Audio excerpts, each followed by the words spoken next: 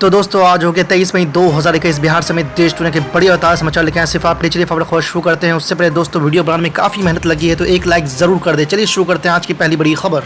बिहार में घटकर आधे हुए कोरोना के मामले, आज मिले 4375 नए संक्रमित मरीज। संक्रमण दर में जारी है गिरावट। जी आपको बता दें कि बिहार में कोरोना वायरस के मामले में लगातार कमी आ रही है। राज्य में कोरोना का संक्रमण दर 3.11% हो गई है। पिछले 24 घंटे में संक्रमण दर में 1.01% की गिरावट आई है।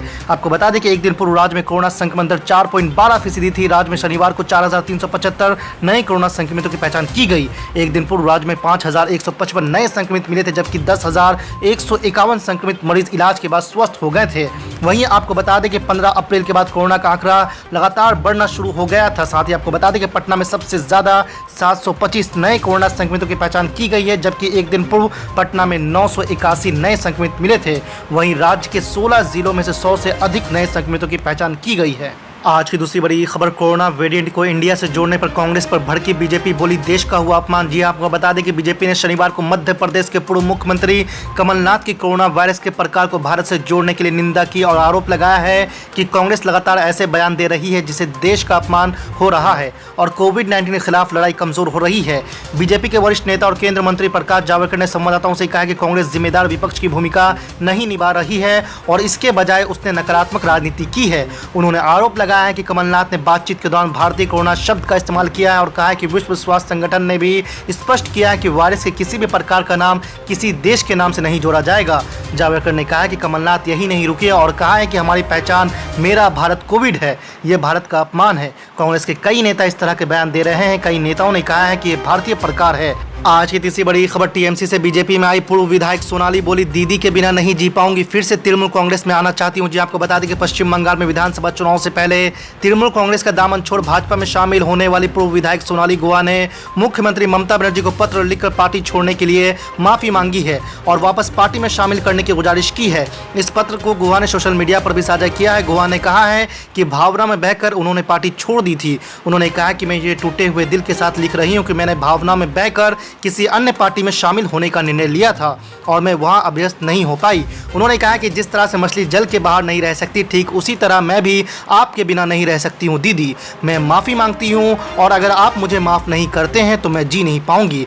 आपको बता दें कि गुहा ने आगे कहा कि मुझे वापस आने दे और अपने स्नेह की छांव में जीवन व्यतीत करने का मौका दे। आपको बता दें कि गुहा 4 बार विधायक रह चुकी है और उन्हें कभी मुख्यमंत्री ममता बनर्जी का साया माना जाता था। इस बार उन्हें तृणमूल कांग्रेस से टिकट नहीं मिला था, जिसके बाद वो भाजपा में शामिल हो गई थी। आज की चौथी बड़ी खबर, कांग्रेस के पूर्व अध्यक्ष राहुल गांधी ने ब्लैक फंगस महामारी को लेकर सरकार पर हमला करते हुए कहा कि मोदी सरकार के कुशासन के कारण सिर्फ भारत में कोरोना के साथ ये नई महामारी फैल रही है। राहुल गांधी ने महामारी का प्रसार रोकने के लिए पिछले साल लॉकडाउन शुरू करने से पहले प्रधानमंत्री नरेंद्र मोदी के थाली और ताली बजाने का आह्वान पर चुटकी लेते हुए कहा कि मोदी कभी भी इस बार ब्लैक फंगस महामारी से जूझने के लिए फिर से ताली थाली बजाने की घोषणा कर सकते हैं। उन्होंने ट्वीट किया कि मोदी सिस्टम के कुशासन के चलते सिर्फ भारत में कोरोना के साथ ही साथ ब्लैक फंगस महामारी है। वैक्सीन की कमी तो है ही, इस नई महामारी की दवा की भी भारी कमी है।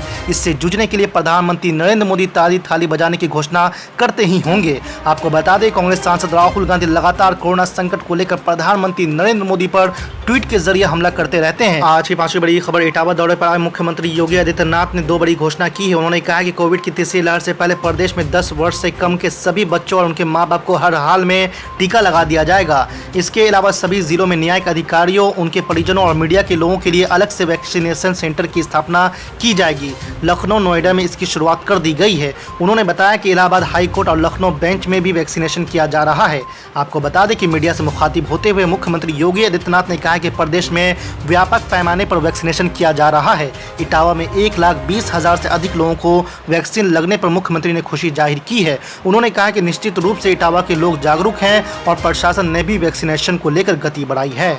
आज की छठी बड़ी खबर, कोरोना त्रासदी के बीच देश में इस महामारी पर जबरदस्त राजनीति भी होती दिख रही है। केंद्र राज्य पर आरोप लगा रहा है और राज्य केंद्र की रणनीतियों को कटघरे में खड़ा कर रहा है। इस बीच AIMIM के प्रमुख असदुद्दीन अवैसी ने प्रधानमंत्री नरेंद्र मोदी पर तंज कसा है। उन्होंने इनकी ईज ऑफ लिविंग पॉलिसी पर निशाना साधा है। उन्होंने सवाल उठाते हुए कहा है कि देश में ऑक्सीजन पर ज्यादा GST क्यों लगाया जा रहा है, आखिर क्यों जरूरी वस्तु पर टैक्स लगाकर ज्यादा कमाई का प्रयास किया जा रहा है। आपको बता दें कि असदुद्दीन अवैसी ने गुरुवार को ट्वीट कर भारत सरकार की की रणनीति पर सवाल उठा दिए हैं। उनकी तरफ से कहा गया है कि प्रधानमंत्री की नज़रों में ईज ऑफ लिविंग का मतलब पॉलिश डायमंड पर जीएसटी 0.25% और ऑक्सीजन पर 12% है। इससे पहले कांग्रेस की तरफ से भी इससे बड़ा मुद्दा बनाया गया था और जोर दिया गया था कि कोरोना काल में वेंटिलेटर और ऑक्सीजन पर जीएसटी नहीं लगना चाहिए, इसे टैक्स फ्री घोषित कर देना चाहिए। कब्रिस्तान की जमीनें कम पड़ रही हैं। आखिर क्या हो रहा है हमारे मुल्क में? क्या ये गवर्नमेंट हरकत में आएगी नहीं आएगी? कब तक प्रधानमंत्री से वीडियो कॉन्फ्रेंस से लेकर पूछते रहेंगे? अरे भाई जमीन पे देखिए ना, आप जमीन पे नाकाम साबित हो रहे हैं। आपके कोई हरकत नहीं कर रहे हैं। आपकी सरकार दिख ही नहीं रही जमीन पर। आपकी सरकार सिर्फ वीडियो कॉन्फ्रेंस में दिख रही है, मगर जमीन पर तो कोई सरकार नजर ही नहीं आ रही। इससे हर आदमी परेशान है। कोई दिन नहीं जाता कि लोगों की आहें, उनका रोना, उनकी तकलीफ, कहीं बेड नहीं मिल रहा है, इक्विपमेंट की जरूरत है। अरे किस ये ऐसे वक्त में आप जीएसटी क्यों लगा रहे हैं? उन लाइफ सेविंग इक्विपमेंट पर निकालिए जीएसटी को, एक टाइम तक निकालिए। और फिर इंपोर्ट ड्यूटी आप रखे क्यों? इंपोर्ट ड्यूटी उसको भी निकालिए। अरे भाई इस जब फॉरेन कंट्रीज एड दे रही हैं, बांग्लादेश दे रहा है, उज्बेकिस्तान दे रहा है, सब दे रहे हैं हमको, तो आपको तो ये काम करना चाहिए था ना। अब दिल्ली में एम्बेसीज हैं। आज एक अफ्रीकन कंट्री का डिप्लोमेट, उसकी मौत हो गई, उसको ऑक्सीजन नहीं मिला, मिलिट्री हॉस्पिटल ले जाना पड़ा उसको। तो ये देखकर ऐसा लग रहा है कि सरकार बिल्कुल ही इनविजिबल हो चुकी है, कहीं पर नजर नहीं आ रही।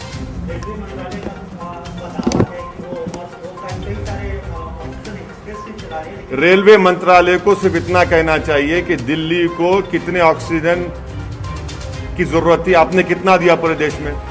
आप दिल्ली को आप नहीं दे सक रहे और आप बाजा बजा रहे अपना।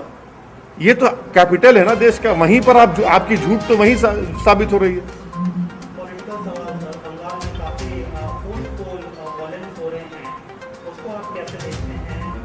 नहीं, ये इंसान की जिंदगी, उसकी जान एक फंडामेंटल राइट है भारत के संविधान में।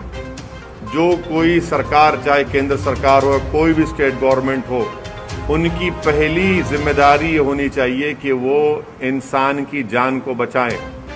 और अगर वो जान को नहीं बचाते तो वो अपने फंडामेंटल ड्यूटी में नाकाम साबित हो रही हैं। तो कॉन्स्टिट्यूशन में राइट टू लाइफ एक फंडामेंटल राइट है। जहां कहीं भी जिस देश के जिस किसी कोने में अगर कोई सरकार किसी भारत के नागरिक की या किसी भी इंसान की जान को बचाने में नाकाम है तो हम उसको कंडेम करते हैं।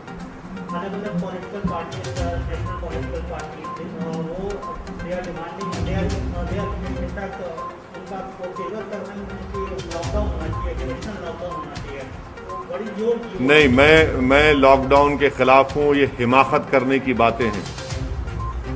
लॉकडाउन से ये होगा कि या तो गरीब भूख से मर जाएगा या कोविड से मर जाएगा।